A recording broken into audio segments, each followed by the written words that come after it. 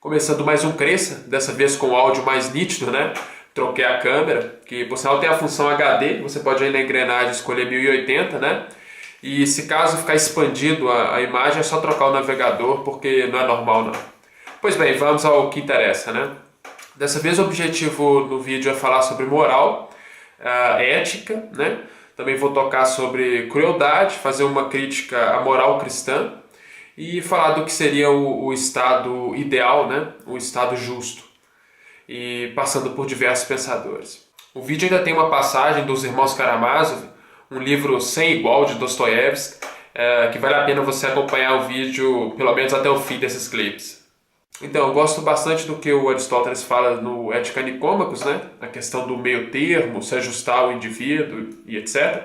Mas eu vou direto para o imperativo categórico kantiano, até mesmo porque a gente não tem tempo aqui para passar por toda a história da filosofia. E o Kant é, de certa forma, um marco no que diz respeito à moral, né? Tanto para afirmá-la e para aqueles que vieram depois criticá-la. Pois bem, o Kant ele tem a famosa definição do imperativo categórico, aparecendo aí abaixo no vídeo, né? O imperativo categórico, em resumo, ele seria natural ao ser racional, né? Todos os indivíduos racionais teriam. E é o que? Você vai agir para que sua máxima seja convertida de forma universal. Essa é uma questão a se fazer, né? Diante de toda situação, há de se perguntar, essa escolha, essa máxima, pode ser universalizada? O que isso significa? Quando a gente pensa, né, na chamada regra do ouro, que é faça com o outro o que quer que te faça, está incluído no imperativo categórico. Mas o imperativo categórico é mais do que isso. Se a gente pensar também na forma negativa, não fazer com o outro o que não quer que te faça, ele também está incluído no imperativo categórico. Mas o imperativo kantiano, além de ter essas duas situações, ele tem a totalidade. Que é, ou seja, se uma pessoa discorda, é suficiente para que aquela máxima não seja universalizada. Tomamos como exemplo uma pessoa que acredita no deus nórdico Thor. Essa pessoa, pelo máximo que eu não compartilhe as crenças dela, né, até achei ridícula, eu tenho que respeitá-la, ou seja, eu tenho que aceitar esse querer. Então, a minha máxima de ir contra um Deus que eu considero mito não pode ser levada adiante, porque uma pessoa que discorda é suficiente para não virar uma máxima segundo o imperativo categórico. Quando a gente pensa nisso, as coisas que se incluem dentro do imperativo categórico seriam, por exemplo, os direitos humanos. Boa parte dos direitos humanos, ou a totalidade deles, no meu ponto de vista, está dentro do imperativo categórico. Ou seja, eu posso chegar à opinião de informar ao público, né, que o sofrimento é um mal que as pessoas querem evitar. Então eu não devo causar sofrimento e também não quero que me causem sofrimento. E não acredito que uma pessoa em sã consciência queira sofrer. Então essa é uma máxima universalizável. Assim como, por exemplo, a vida.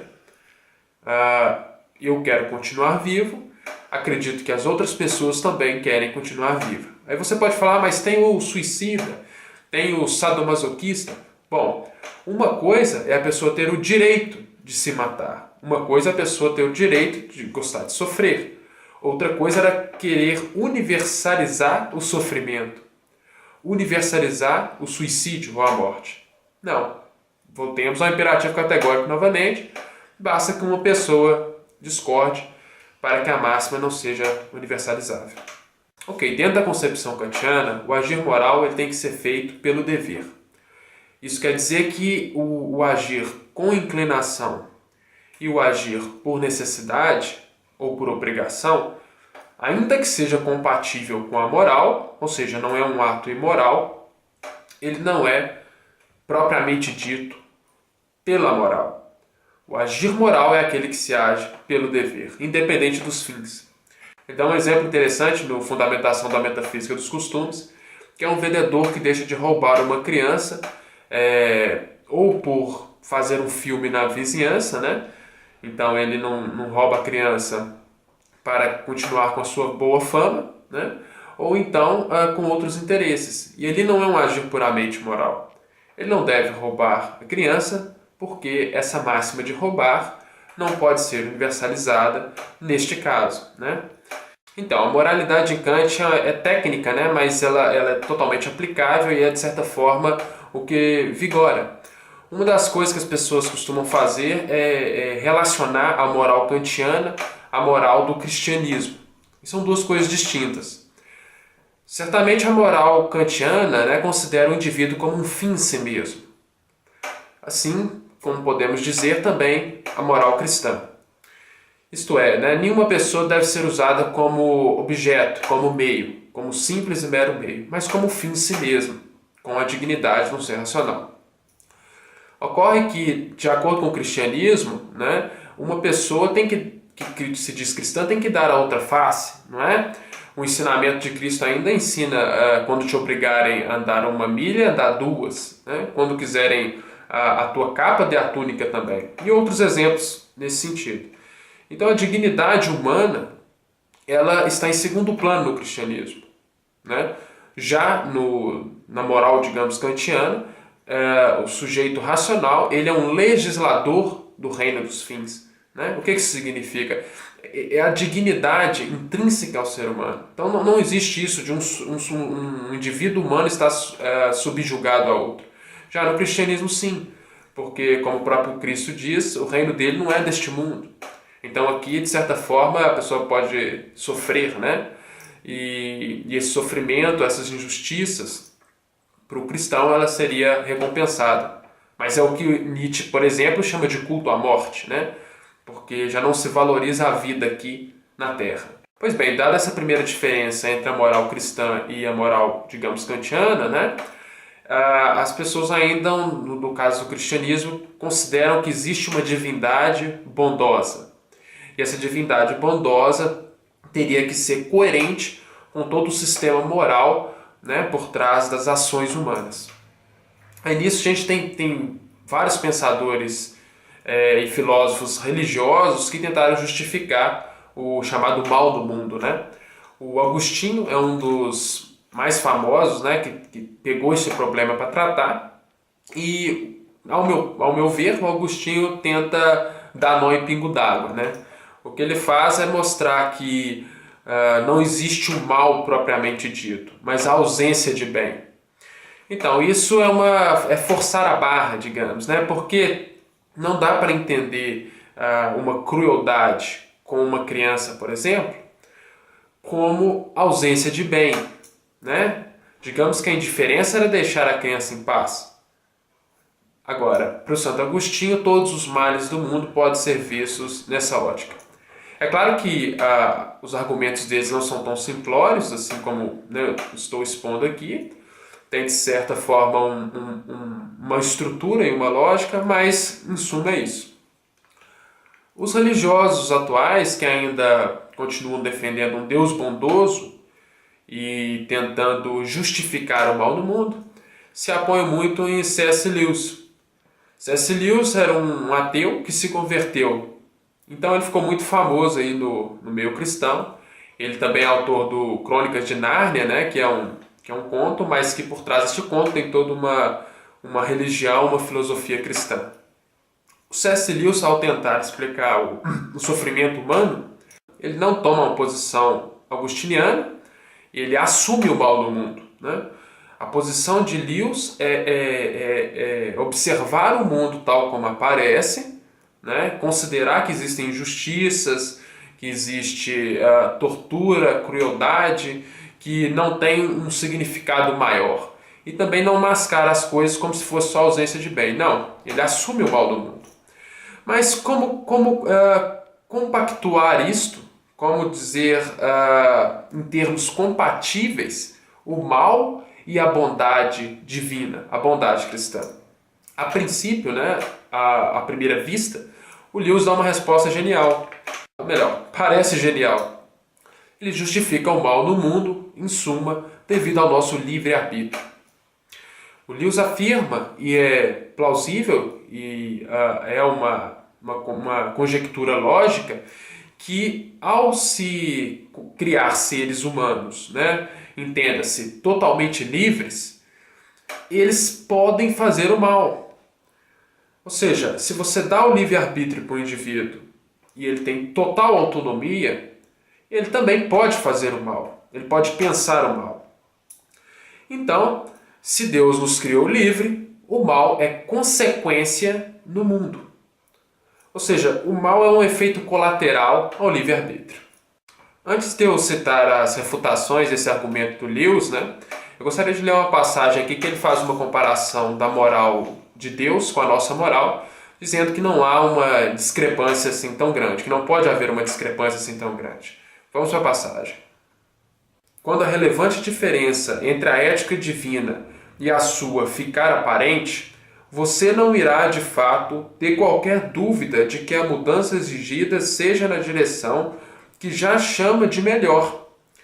A bondade divina diverge da nossa, mas não é totalmente diferente. Ela não difere como o preto do branco, mas como um círculo perfeito se destaca da primeira tentativa de uma criança para desenhar uma roda. Quando, porém, ela aprende a desenhar, saberá que o círculo que traça, então, é aquele que estava tentando reproduzir desde o início. Fecha aspas. Então, o Lewis ele parte desse pressuposto, né, de que a gente tem uma certa noção da moral perfeita. A gente consegue vislumbrar. Mas o curioso é que ele não considerou a escravidão, né, defendida na Bíblia. Como pode ser a escravidão compatível com a moral? Então deixa eu pegar uma passagem aqui do Problema do Sofrimento do Lewis para ilustrar, né, o argumento dele. Diz assim: podemos talvez conceber um mundo em que Deus tenha corrigido os resultados deste abuso do livre-arbítrio pelas suas criaturas a cada momento, de maneira que uma viga de madeira se tornasse macia como grama se usada como arma, e o ar se recusasse a obedecer-me se tentasse utilizá-lo em ordens sonoras que transmitissem mentiras ou insultos. No mundo assim, porém, os atos errados seriam impossíveis e, portanto, ficaria anulado o livre-arbítrio. Se o princípio fosse levado à sua conclusão lógica, os maus pensamentos tornar-se-iam também impossíveis, desde que a massa cerebral que usamos para pensar se recusaria a fazê-lo quando tentássemos estruturá-la. Toda a matéria nas proximidades de um homem perverso estaria sujeita a alterações imprevisíveis. A ideia de que Deus pode modificar e realmente modifica ocasionalmente, só deixa eu abrir um parágrafo, um parênteses aqui, prove, Lewis. Voltando para o texto. O comportamento da matéria produzindo o que chamamos de milagres faz parte da fé cristã, mas a própria concepção de um mundo comum e, portanto, estável, exige que tais ocasiões sejam extremamente raras. Vamos então às refutações, né? Primeiro ponto.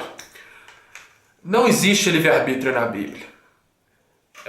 No episódio 2, Cresça 2, né, eu coloco os diversos versículos, né, tá aí o link abaixo do vídeo, os diversos versículos que falam da predestinação. A Bíblia, praticamente de capa a capa, versa sobre a predestinação, onde as escolhas, né, dentro desse plano de Deus seriam apenas uma primeira impressão. Pois bem, o Lewis parece desconsiderar os textos explícitos sobre predestinação na Bíblia para afirmar o livre-arbítrio. Que, a propósito, né, a palavra livre-arbítrio não existe também nos textos canônicos da Bíblia. Essa é a primeira refutação. A segunda. Vamos partir do próprio exemplo que ele dá no texto. Peguemos uma viga de madeira e vamos dar uma paulada na cabeça do nosso inimigo. Ele argumenta, né, que devido ao fato de sermos sujeitos livres, essa madeira não vai virar espuma. E faz sentido. Mas vejam só, em nome do meu livre-arbítrio, de poder matá-lo, de matar o meu inimigo, eu tiro o livre-arbítrio dele. Ora, Lewis, como assim? Em nome da liberdade eu posso tirar a liberdade alheia? Me parece um tanto contraditório, né? Ou seja, Deus permite o mal no mundo para que eu seja livre. Mas a partir do meu exercício de liberdade, eu consigo anular a liberdade alheia. Então, não se sustenta. A terceira, e provavelmente a mais forte, que realmente é uma refutação cabal para o argumento dele, é quando a gente pensa em desastres naturais. Veja, eu falo de desastres naturais que a gente não tem qualquer relação de causa e efeito. Ou seja, se você for falar de algum desastre natural, que a pessoa vai falar, mas isso é porque o homem poluiu os rios, não é? Isso será uma boa desculpa para quem ainda tenta defender Deus. Nós pensamos naqueles desastres naturais que não têm qualquer implicação com nossas ações. Por exemplo, um tsunami, onde placas tectônicas se movimentam, né? Cria uma onda gigantesca que assola uma costa qualquer, matando dezenas, centenas de milhares de pessoas, crentes e não crentes. A gente não tem qualquer escolha sobre isso. Se um Deus que controla a natureza, que a cria para determinados fins e seguindo determinadas regras, está implícito que um maremoto é algo ruim, não é? Pessoas sendo aniquiladas, afogadas, né, devido a tal, não pode ser algo bom. Então Deus seria, no mínimo, indiferente ou mal, mas isso não é compatível com Deus bondoso. Vejamos então exemplos como um meteoro caindo na Terra. O meteoro atinge a sua casa ali. Você não tem qualquer relação com aquele ato. Ou seja, é um mal que entra na vida humana sem qualquer relação com o livre-arbítrio. Então, os desastres naturais é uma refutação indiscutível para o argumento do Lewis. E veja, mesmo essa questão, né, e mais um dos argumentos para refutá-lo, mesmo essa questão de o mal ser uma consequência do livre-arbítrio, quando a gente pensa uma geração pagando por escolhas da geração passada, é muito estranho, né? De pensar assim, ok, dá para entender que aquelas pessoas fizeram, né, digamos, plantaram o mal e a geração futura está colhendo. Mas pensemos numa criança inocente.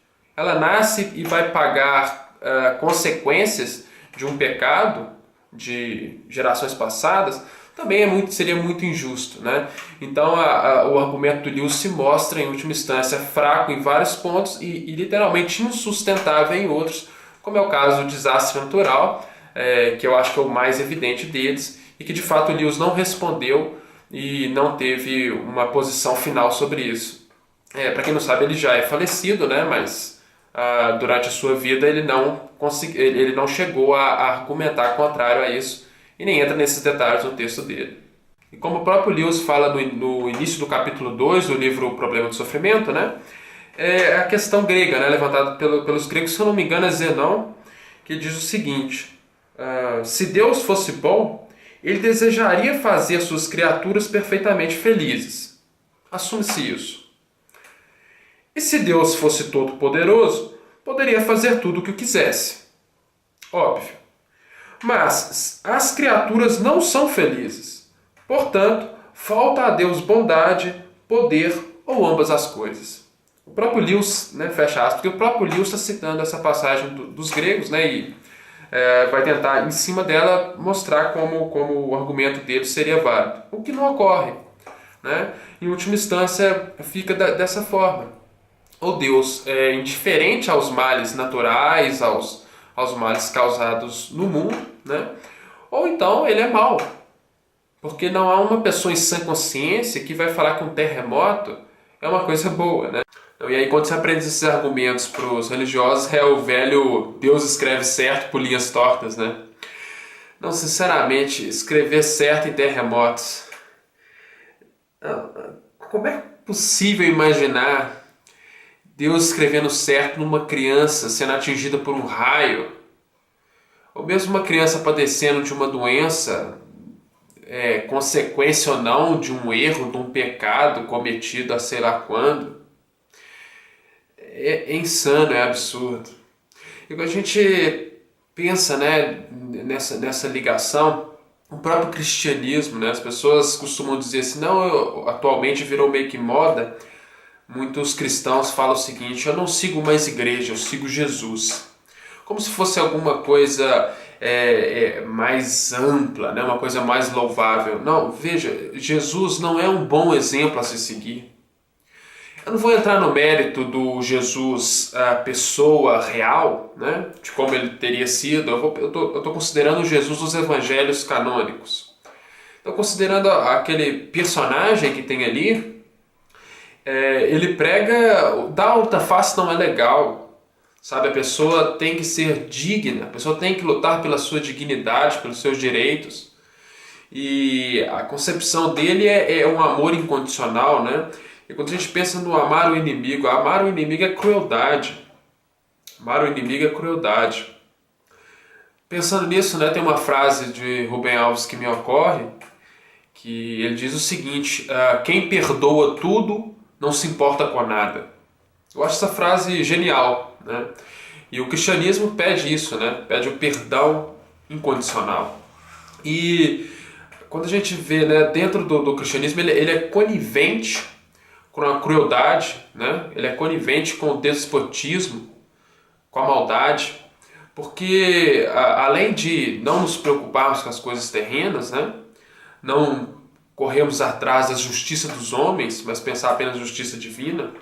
Não há justiça divina dentro do cristianismo. Basta o cidadão se arrepender. Então o torturador, o pedófilo, o genocida, basta ele se arrepender, né? E ali ele pedindo perdão, ele vai passar a eternidade do lado das suas vítimas. Então não há essa condenação do ato mau. A condenação daqueles que não aceitam Cristo. Por outro lado, uma pessoa boa, justa, proba, se for, por exemplo, hindu, vai passar a eternidade no inferno simplesmente por não ter aceitado Cristo. Então, em relação a essa crueldade, né, essa incompatibilidade com Deus bondoso, ou justificar o mal que vemos no mundo, né? Uma criança sofrendo horrores com uma doença, os espíritas costumam, né, explicar de acordo com a sua doutrina, pensando que é uma evolução do espírito, que de certa forma aquilo ali não é uma injustiça, mas é a justiça divina e tal. Mas veja, naquele momento, aquela criança não tem noção disso, ainda que tal dogma fosse real, aquele momento faz a criança não ter a menor noção disso e ela continua sendo injustiçada. Sobre isso, né, segue agora os clipes que eu fiz em relação às passagens dos Irmãos Karamazov, que ilustra de maneira magistral essa questão.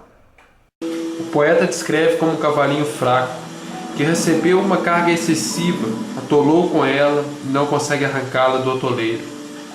O mujique bate nele, bate com fúria, bate, por fim, sem entender o que faz, na embriaguez de bater, açoita-o de forma dolorosa, um sem número de vezes. Mesmo que esteja sem forças, arrasta, morre, mas arrasta. O rocinho tenta arrancar, e eis que ele começa a açoitar o indefeso, e a açoitar seus doces olhos chorosos. Fora de si o cavalo dá um arranco, desatola-se e sai todo trêmulo, sem respirar, meio de lado, meio saltitando, de um jeito um tanto antinatural e vergonhoso. No poema de Nekrasov, isso é um horror. Todavia se trata apenas de um cavalo, e os cavalos foram dados pelo próprio Deus para serem açoitados.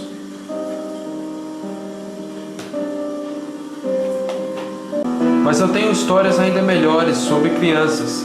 Eu li muita coisa sobre as crianças russas. Aliote. O pai e a mãe de uma menininha de 5 anos, pessoas honradíssimas, funcionários públicos instruídos e educados, tornaram-se de ódio por ela. Torna a afirmar positivamente que existe uma peculiaridade em muitas criaturas da espécie humana. É o amor à tortura da criança, e só de crianças.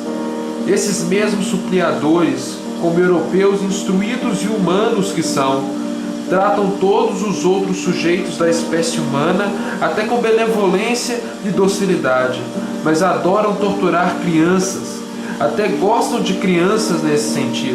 Neste caso, é precisamente o lado indefeso dessas criaturas que seduz os torturadores, É a credulidade angelical da criança, que não tem onde se meter, nem a quem recorrer. É o que inflama o sangue abjeto do torturador. Em todo homem, é claro, esconde-se uma fera, a fera da cólera, a fera da excitabilidade lasciva com os gritos da vítima supliciada, a fera que desconhece freios, desacorrentada, a fera das doenças, da prodaga e dos fígados adoecidos na devassidão. Esses pais instruídos sujeitaram a pobre menininha de 5 anos a toda sorte de suplícios. Espancaram, açoitaram, chutaram sem que eles mesmos soubessem porquê. Transformaram todo o seu corpo em equimoses. Por fim, chegaram até ao requinte supremo.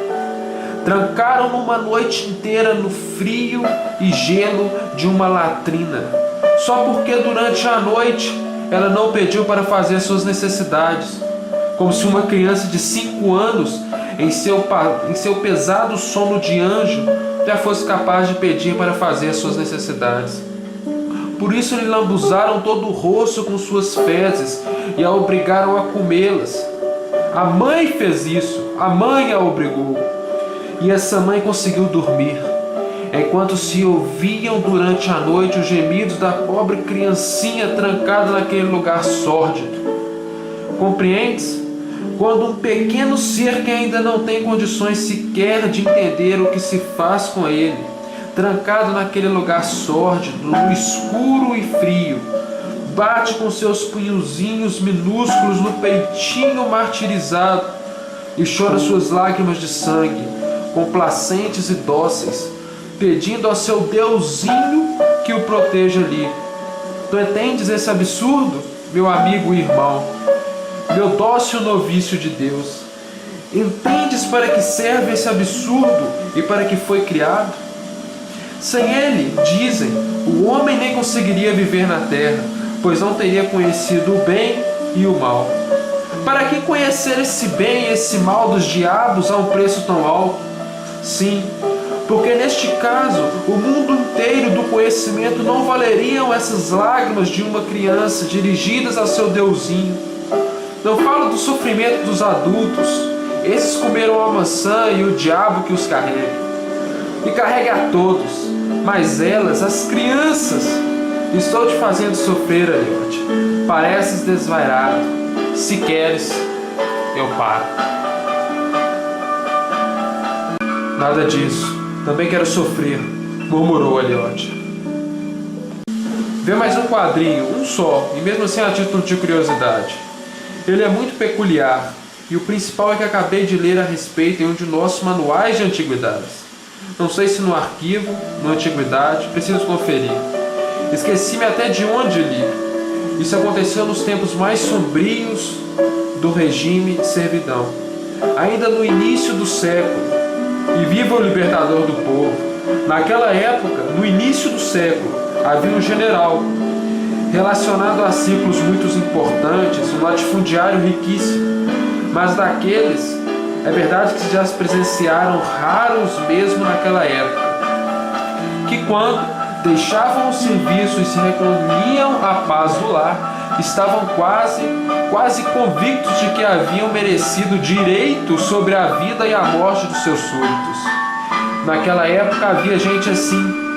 Pois bem, vive o general em sua fazenda de 2.000 almas, cheio de arrogância, tratando por cima dos ombros seus vizinhos, pequenos proprietários, como seus parasitas e palhaços.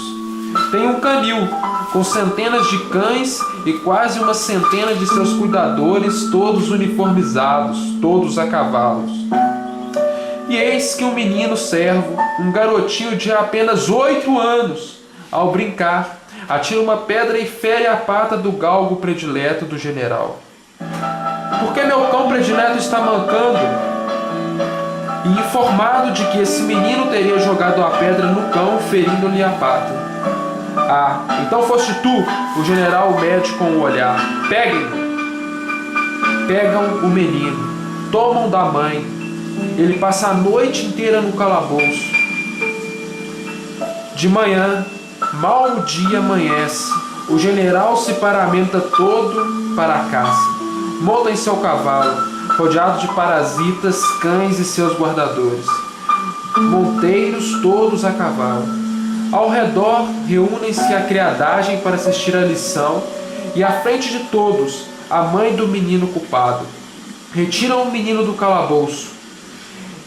É um nublado, frio e brumoso dia de outono, excelente para a caça. O general manda despir o menino, despem o menininho e o deixam em pelo. Ele treme, está enlouquecido de pavor. Não se atreve a dar um pio. Botem-no para correr, comanda o general. Corre, corre, gritam-lhe os cuidadores de cães. O menino corre. Peguem-no, ganha o general e lança contra ele toda a matilha de cães velozes. Ele assula os cães à vista da mãe e os cães estraçalham a criança. Parece que puseram o general sob tutela. Então, o que fazer com ele? Fuzilar? Fuzilar para satisfação de um sentimento moral? Diz Aliote. Fuzilar. Proferiu Aliote abaixinho, levantando os olhos para o irmão com um sorriso contraído.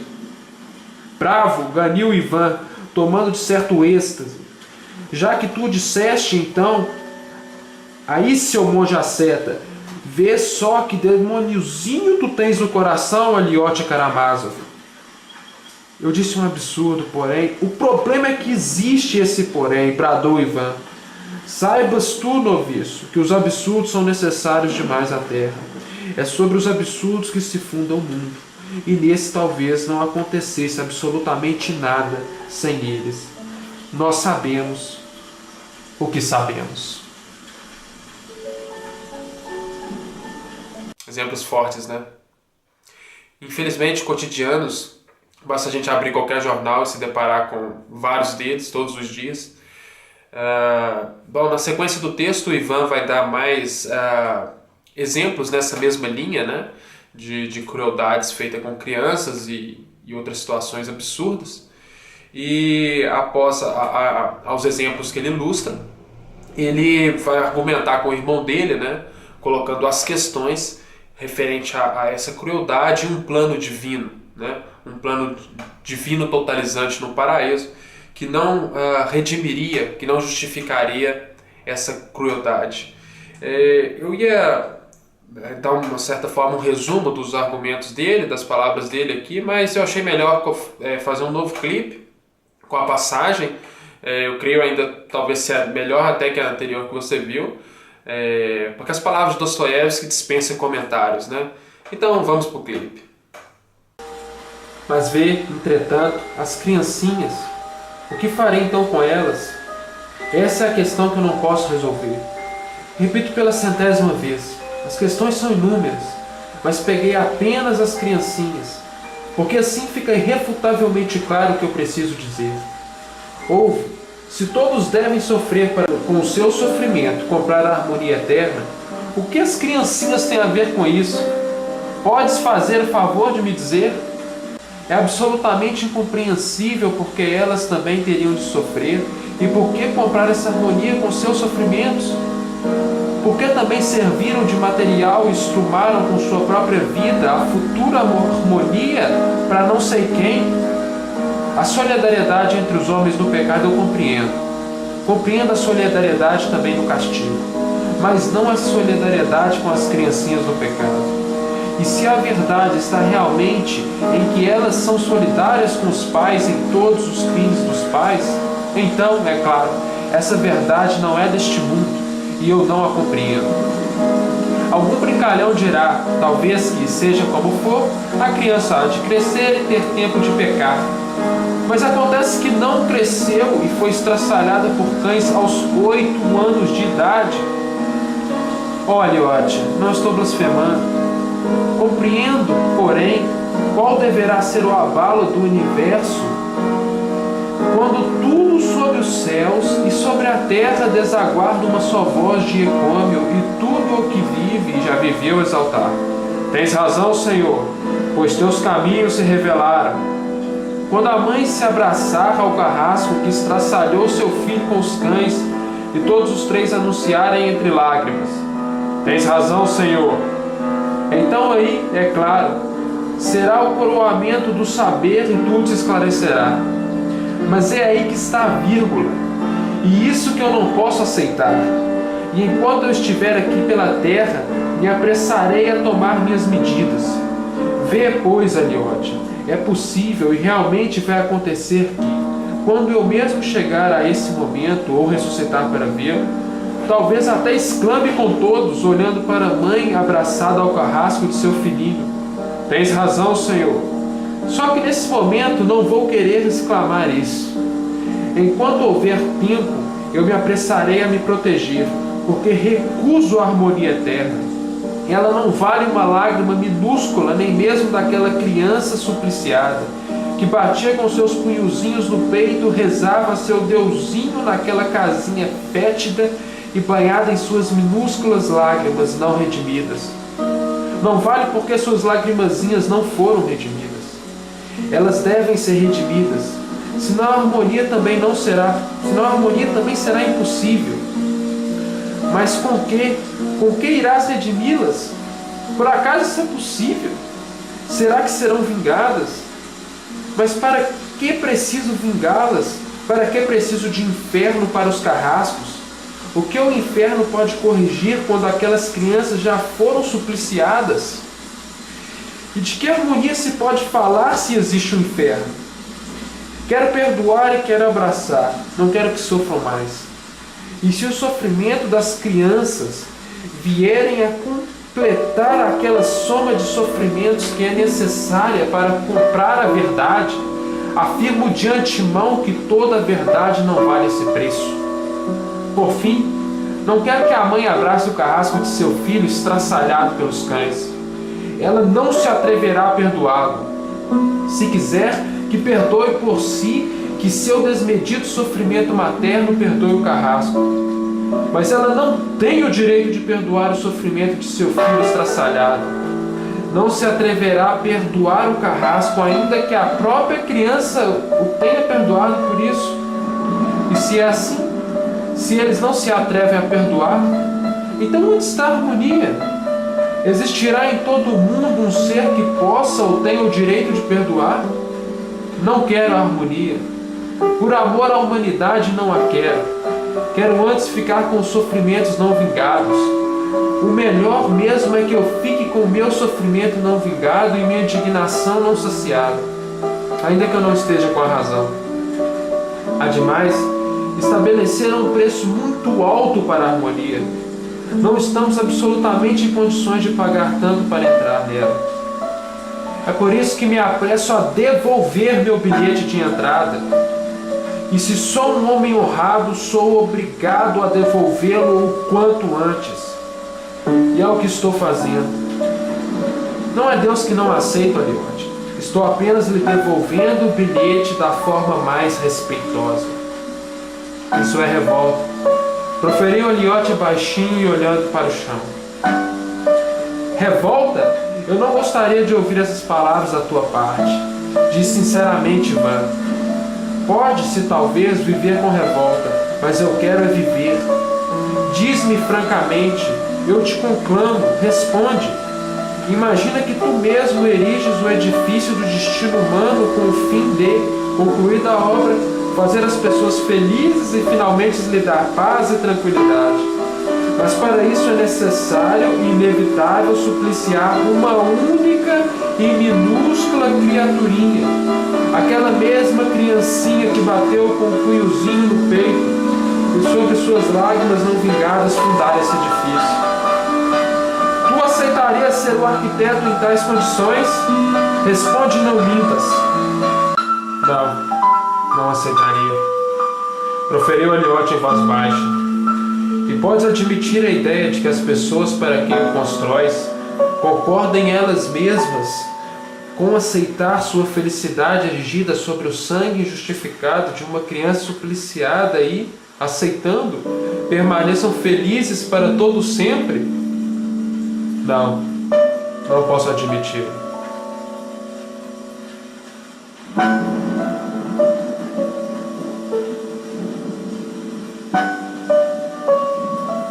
será sempre injustificado. Nunca uma criança que sofrer aqui terá qualquer resposta. Você nunca explicará uma criança que nasce, né, para padecer de uma doença durante seus anos de vida, em sofrimento, e depois morrer sem qualquer significado, sem... Eu já vi, né, crentes falando, não, isso foi para dar uma lição para os pais, eles se tornaram pessoas melhores depois, aquela criança foi um exemplo para as pessoas se tornarem melhores. Isso é bobeira, isso é uma tentativa furada de explicar a realidade cruel e mal que a gente encontra. Por exemplo, a Emily Rose, né, que na verdade o nome dela não é esse, mas foi uma menina que passou por isso, né, provavelmente com problemas psiquiátricos, mas aqueles que acreditam que ela foi de fato possessa por demônios, dizem que ela foi um exemplo, né? O próprio filme diz que ela é um exemplo para mostrar que Deus existe, fazendo um contraponto com Satanás, o que é um absurdo. Ou seja, nada justifica a tortura de inocentes. É curioso quando a gente tromba com esses crentes que quer ver milagre em tudo, né? Digamos, tem um desabamento, aí em meio aos escombros os bombeiros acham um bebê, né? Salvam o bebê. Aí o crente, olha, é a mão de Deus guardando essa criança. É tão ridícula a situação, porque quer dizer então que Deus prefere salvar a criança A enquanto a B não? Por que no acidente passado ele deixou a criança morrer? É um caráter meio nazista de Deus, né? Escolhe salvar uma numa determinada situação e a outra não. Aí tem ainda crentes mais imbecilizados, essa é a palavra, que ainda vai falar que é porque os pais de tal criança estavam em pecado, ou porque aquela criança não era de uma família serva de Deus, né? De uma família que servia a Deus e não só na proteção de Deus. É um absurdo, né? Porque filhos de crentes também morrem em acidentes. Então por que, né? E sem contar que a criança não tem nem, né, tempo para decidir nada disso. Enfim, tem alguns idiotas que ainda insistem em colocar dessa forma. E é curioso também porque simplesmente Deus não impediu, né, ou bloqueou o acidente, mas ele quer deixar o acidente acontecer para ele salvar alguém dali de dentro e tomar uma fama de salvador, né? É ridículo. Agora, nem tudo na religião, né, em específico o cristianismo, é de se jogar fora.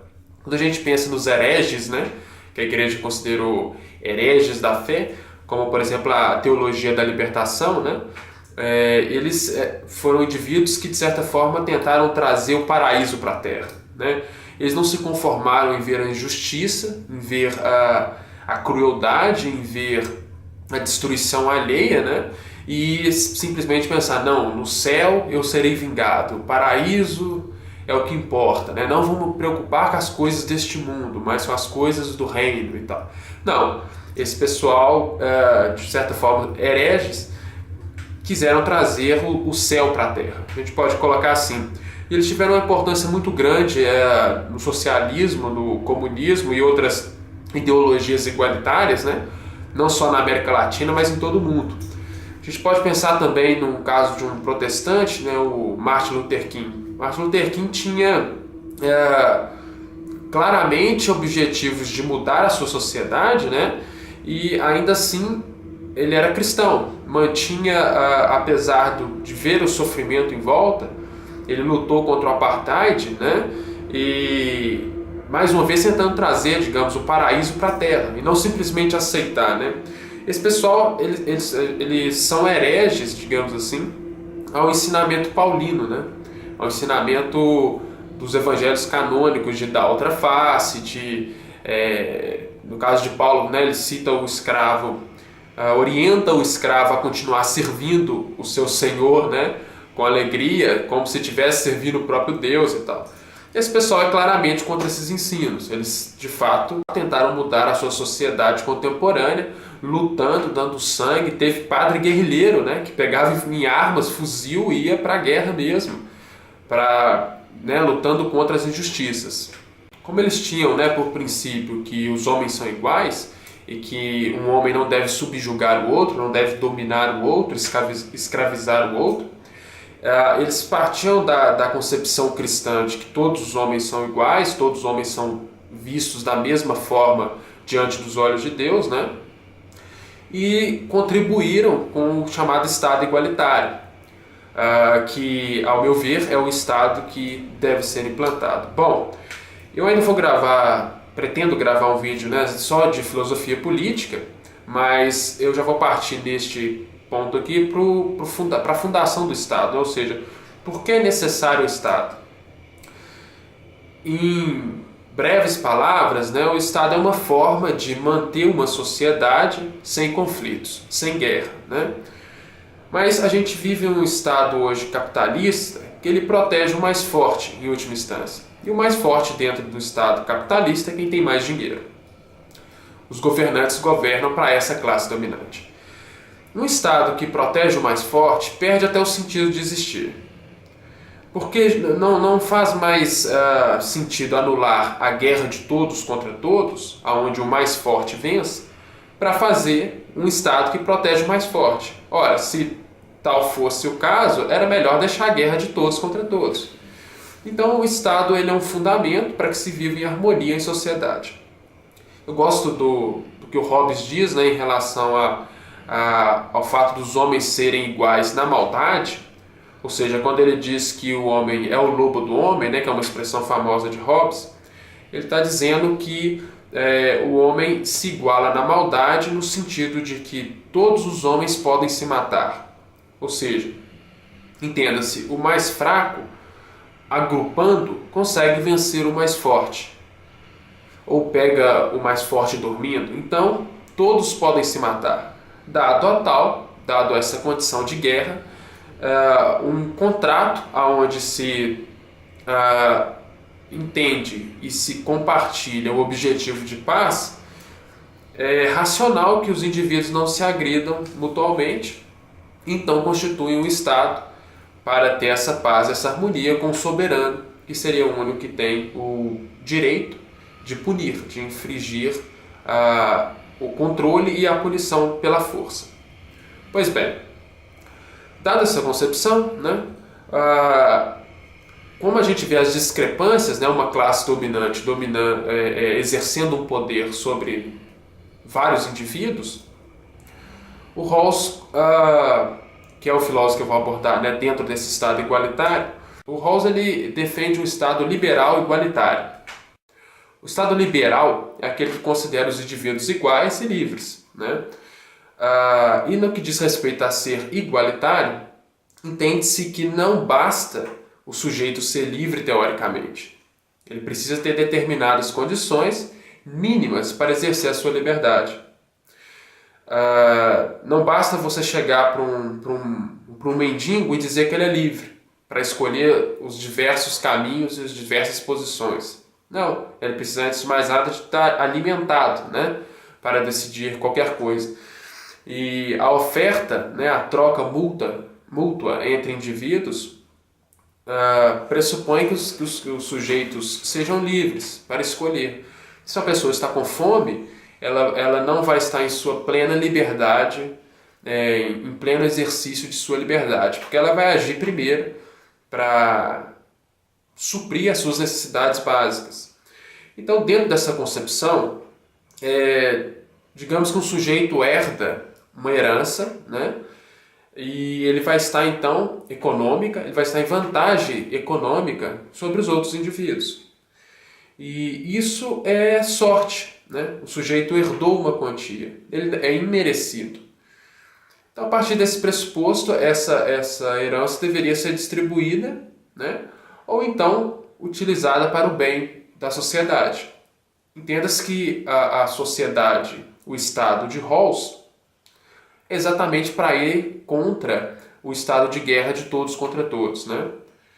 Então, só faz sentido ter um Estado se os sujeitos são, por exemplo, de acordo com a concepção kantiana, iguais, racionais, livres, movidos pelo imperativo categórico, né? Onde os sujeitos são fim em si mesmos. Pois bem, para fazer as leis desse Estado, né, o Rawls ele considera que o sujeito tem que estar atrás do véu da ignorância. Essa expressão é talvez a mais famosa do Rawls, que indica que para fazer nossas leis a gente não pode colocar concepções pessoais, né? Ou seja, leis justas são aquelas que o sujeito não sabe qual será a posição dele na sociedade. Então, é racional que um sujeito não escolha a posição mínima a um sofrimento total. Ele pode saber que ele tem a possibilidade de ser o Bill Gates, né? Mas, por outro lado, ele pode ser o mendigo andarilho, né? Que não tem o que comer. Então, o ideal seria ele não ser tão rico e nem tão pobre. A concepção que ficou famosa, né, por trás desse véu de ignorância é o maximin, que é uma expressão que significa maximizar o mínimo, né? Então, algumas pessoas argumentam, não, mas você pode ser um sujeito que gosta de lidar com a sorte. Mas é que tá, você não sabe se você é um sujeito que gosta de lidar com a sorte.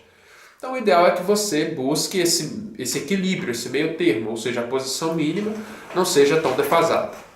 Então, mas o Rawls dá um passo a mais, né? Ele vai defender que não basta colocar os indivíduos numa mesma posição e deixá-los livres para a disputa.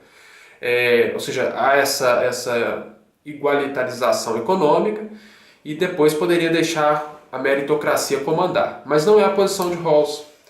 E é interessante, faz todo sentido dentro da filosofia dele, que é a própria questão de meritocracia, ela é anulada. Por quê? O Rawls vai conceber o homem como um indivíduo que herda, né, ou recebe capacidades imerecidas. Os talentos, em última instância, são imerecidos. Então, não tem como colocar os indivíduos em pés de igualdade para disputa, né? Digamos que um sujeito nasce com problemas físicos, doente.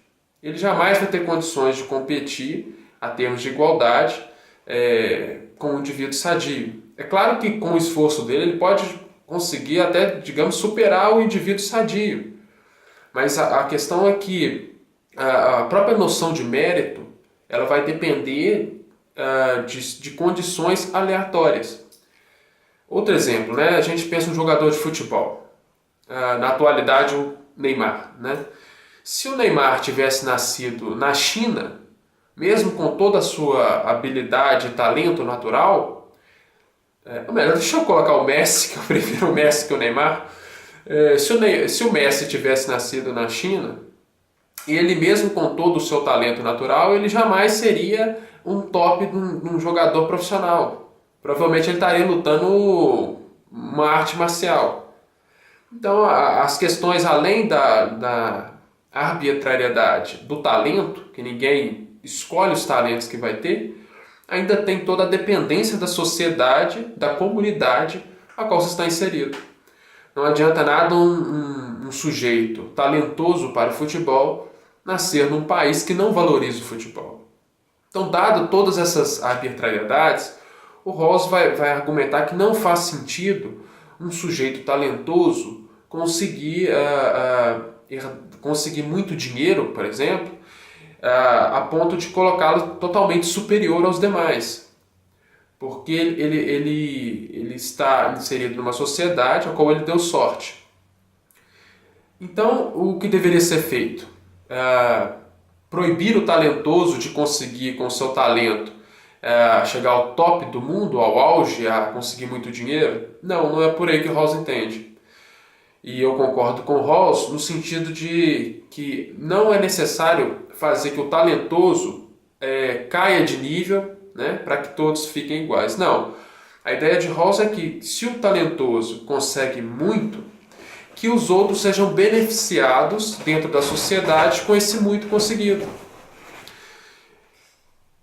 Trocando isso num exemplo ilustrativo, né, para ficar claro o pensamento do Rawls, valeria a pena taxar um jogador de futebol que ganha milhões por mês, né, com 80%, 90% do salário dele. Ainda assim, compensaria ele ser jogador de futebol, né? O sujeito está ganhando 2 milhões por mês. Se você taxar 90%, né, do salário dele, ele ainda vai ter 200 mil. que é um salário que não é qualquer um que tem, né? Então ainda assim compensaria ele ser um jogador de futebol e toda a sociedade ganharia, toda a sociedade subiria de nível com os 90% do salário dele. Pois bem, essa é a concepção de Rawls para se ter um Estado igualitário, né, onde a arbitrariedade, tanto natural quanto de herança, não seja determinante e que o mínimo seja sempre maximizado. Então eu vou ler as passagens deste livro, né? Justiça, o que é fazer a coisa certa, de Michael Sandel. Aqui o Sandel dedica um capítulo inteiro ao Rawls. Ele cita duas passagens de Rawls que vem corroborar nessa abordagem que eu fiz da filosofia do Rawls, então vou recitá-las aqui. Eu aproveito para fazer uma propaganda também desse livro, que é muito bom, e pode confiar que eu não estou ganhando absolutamente nada para isso, né? Aqui o Rawls vai abordar os principais filósofos nessa linha. Ele vai pegar o Aristóteles, né, o Kant e o próprio Rawls. Vai fazer uma abordagem da filosofia, né, ou da concepção libertária, da comunitária e da liberal igualitária, que é o caso do Rawls. E ele cita diversos exemplos curiosos do cotidiano, realmente vale a pena. Só um segundo, né, antes de eu ler as passagens, eu esqueci de colocar os irmãos Karamazov no lugar dele, então só um segundinho para me fazer um milagre. Em nome de Thor, volta para o seu lugar. Será que já dá para abrir uma igreja? Vamos para o texto, né? Abre aspas aqui do Sandel citando Rawls, né? Diz assim, a passagem do Rawls. A distribuição é determinada pelo resultado da loteria natural. E esse resultado é arbitrário do ponto de vista moral. Não há mais razão para que se permita que a distribuição de renda e riqueza seja determinada pela distribuição dos bens naturais do que pela fortuna histórica e social. Aí o Sandel comenta, diz assim, a seguir, Rawls conclui que a concepção meritocrática de justiça é falha pelo mesmo motivo, embora em menor grau, que a concepção libertária. Ambas fundamentam a distribuição de direito em fatores moralmente arbitrários. Aí ele cita mais uma passagem do Rawls. Uma vez que somos influenciados tanto pelas contingências sociais quanto pelas oportunidades naturais na determinação da distribuição de direitos, poderemos ser prejudicados pela influência de uma ou de outra. Do ponto de vista moral, ambas parecem igualmente arbitrárias.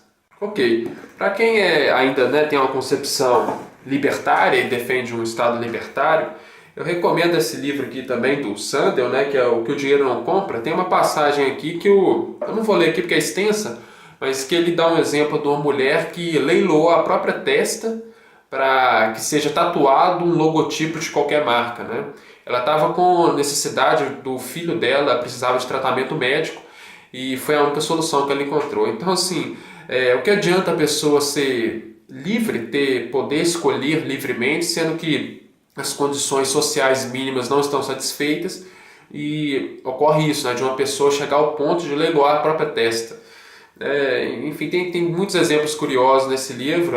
Outro que também está me passando pela cabeça agora é o que ele diz em relação às empresas que compravam seguros de vida. O sujeito ia lá fazer um seguro de vida, aí a empresa pagava metade para pagar o seguro de vida em vida. Ou seja, o sujeito poderia gastar, o moribundo no final da vida, gastar 50% e ao morrer a empresa receberia os 100% do seguro. A imoralidade dessa situação, encontra que a empresa desejava a morte do cara o tempo todo, porque se ele morresse era lucro, ela receberia o dinheiro, digamos, emprestado, e em dobro. E foi curioso que muitos desses moribundos não morreram dentro do período previsto, dentro do período esperado. Então as empresas começaram a tomar até prejuízo com isso. E aí começaram a procurar pessoas da terceira idade, enfim, autos absurdos que um Estado libertário, que não se importa com justiça social alguma, está sujeito a ocorrer. E esse sistema onde o dinheiro é a regra, que está na mão de poucos, de uma classe dominante, ele se sustenta pela propaganda, pela falsa propaganda, pela ilusão. A própria prefeitura, ou o Estado, o governo do Estado ou o governo federal, eles passam propagandas milionárias, né, que se gasta muito simplesmente para a propaganda estar no ar, onde mascara, né, toda a situação da educação, da saúde, da segurança, e cria uma situação tão contraditória, mas de tanto repetir uma mentira, né, aquela mentira acaba na cabeça de muitos se tornando uma verdade. Então há de se entender, né, empresas, elas não fazem doações para políticos, elas fazem investimento. Então quando esses políticos que chegam lá, né, desses partidos famosos, eles já são escolhidos, digamos assim, pelos bancos, pelos grandes empresários. Então precisa disso, né, porque é tão cruel esse sistema de uma classe que domina pelo dinheiro, enquanto a outra não tem uma saúde decente. É tão cruel que precisa dessa manipulação, né? Precisa dessa alienação, porque os fatos falam por si só. Saindo um pouco do contexto aqui, eu gostaria só de comentar em relação à tortura, à crueldade com animais, né? Eu espero, né, que no futuro a gente se envergonhe das leis que a gente tem hoje em relação a maus tratos aos animais, né, que é irrisória, realmente é uma piada a lei que a gente tem hoje. Quando a gente pensa, né, que o animal ele é um ser inocente, né, um ser como uma criança, deveria ter penas tão pesadas quanto. E quando a gente vê, né, o que a religião, como a religião de forma geral considerou o animal, né, claro, tem religiões que defendem todas as vidas, todas as formas de vida, mas eu falo da herança judaica, cristã, enfim. Tem todo esse peso na própria forma de ver o animal como um ser desalmado e coisas do tipo. Mas é cômico, chega a ser cômico o tipo de pena que a gente tem, praticamente é um incentivo ao crime. E o crime contra um inocente sem defesa, que é o caso de uma criança, de certa forma a gente tem leis rígidas. Eu defendo penas ainda mais severas, mas digamos que a gente tem leis rígidas. O animal não, é um ser inocente que pode ser estraçalhado e tem essa pena irrisória que pode ser até revertida em pena alternativa, de tão baixa que é. Enfim. Então, para fechar, eu repito, né? Aqueles bons cristãos hereges que não deram a outra face, os que lutaram pelos seus direitos e pelos mais fracos, né? Sem dúvida alguma contribuíram para uma sociedade mais justa. Ao contrário dessa cristandade, né? Os detentores da verdade, que sempre estiveram ao lado de tudo que é podre, baixo, vil, asqueroso no mundo, né? A propósito, né, eu li a passagem dos irmãos Karamazov. O próximo capítulo do livro, o Ivan, né, conversando com Aliotia, ele dá o famoso exemplo do Grande Inquisitor, né, que é um conto do Dostoiévski dentro do livro. No Grande Inquisitor, mostra exatamente uma igreja católica, que aceitou as tentações que Cristo recusou, né? E que acaba por fim tendo que crucificar novamente Cristo. Essa sociedade que tem uma religião dominadora, né? Que quer dominar os reinos, foi exatamente o que Satanás ofereceu a Cristo e ele negou, né? Então, sobre essa cristandade, essa podridão, eu vou ler aqui as palavras do Nietzsche, né, no famoso O Anticristo, para a gente terminar aqui em grande estilo.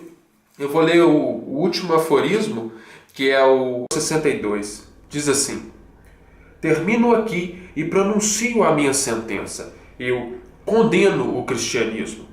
Lanço contra a igreja cristã a mais terrível acusação, que jamais acusador algum pronunciou. Para mim, ela é a maior corrupção imaginável. A igreja cristã nada poupou a sua corrupção. De cada valor fez um não valor. De cada verdade, uma mentira. De cada integridade, uma baixeza de alma. Que se atrevam a falar-me ainda dos seus humanitários benefícios. Suprimir qualquer angústia seria contrário ao seu mais profundo interesse. Ela viveu de angústia, inventou angústias para se eternizar. O verme do pecado, por exemplo, foi graças à igreja que a humanidade se viu enriquecida com essa angústia. A igualdade das almas perante Deus essa falsidade, esse pretexto para os mais baixos rancores de todos os espíritos inferiores. Ideia explosivo que acabou por se transformar em revolução. Ideia moderna. Princípio de degenerência de toda a ordem social é a dinamite cristã. Humanitários benefícios do cristianismo. Fazer da humanitas uma contradição, uma arte de poluir, uma vontade de mentir a todo custo, uma repulsa, um desprezo por todos os bons e retos instintos. Aí tendes os benefícios do cristianismo. O parasitismo, a única prática da igreja, sugando com seu ideal de anemia e de santidade, o sangue, o amor, a esperança da vida, o além como vontade de negação da realidade, a cruz como emblema para a mais subalterna conspiração que jamais se urdiu, conspiração contra a saúde, a beleza, a retidão, o valor, o espírito, a beleza da alma, contra a própria vida. Há de gravar em todas as paredes esta acusação eterna contra o cristianismo, em toda a parte onde houver paredes. Tenho letras que até os próprios cegos podem ler. Chamo ao cristianismo a grande calamidade, a grande corrupção interior, o grande instinto de vingança, para o qual não há meios suficientemente venenosos, bastante subalternos, satisfatoriamente baixos. Chamo-lhe a imortal desonra da humanidade. E conta-se o tempo a partir desses dias nefastos, que foi o começo desse destino, a partir do primeiro dia do cristianismo. E por que não contá-lo a partir do seu último dia, a partir de hoje? Transmutação de todos os valores. Enfim, algumas pessoas só de escutar a leitura desse aforismo, pode considerar uma blasfêmia. Pois bem, sim, eu blasfemo contra o Espírito Santo. Até a próxima.